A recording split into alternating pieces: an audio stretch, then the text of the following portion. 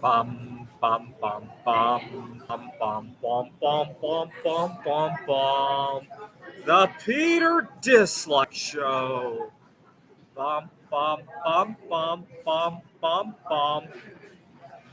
So today marks 3 years since my first major fast, where I went, if I remember correctly, 50 some hours. I was mourning both Fukushima and the beginning of the COVID-19 pandemic. Go watch my video. If you search fasting in memorial of COVID, you'll probably find that time where I went, I believe it was 40 some to 50 some hours of fasting. But at the time, I could have gone longer, except for the philosophy I held at the time.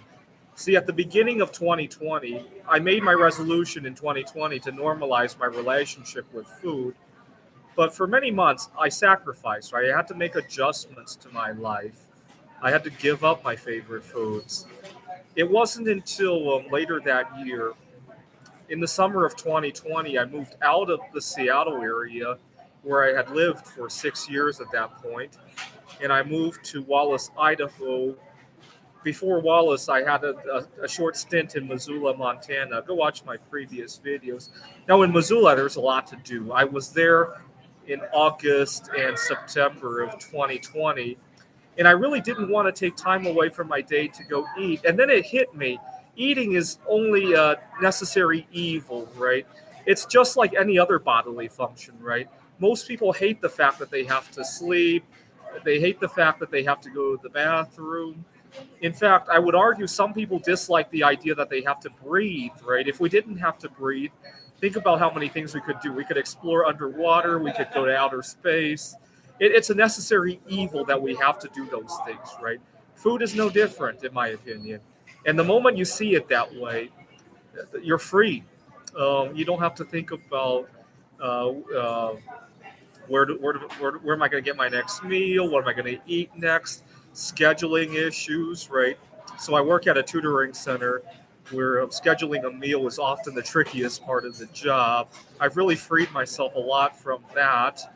Uh, and tomorrow I'm going to be driving home to Phoenix. I'm in New Mexico right now. It really frees up a lot of capacity, a lot of capacity to enjoy those events.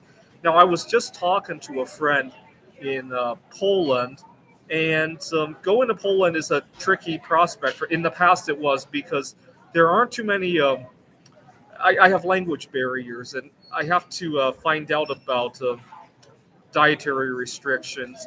And usually, if I find one restaurant that works out for me, I'll usually frequent that place.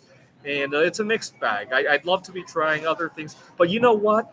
I would so much love to go there and not have food be the center of that trip, right? In fact, if I go to Poland to visit my friend for a week, I might just consider fasting through that whole trip.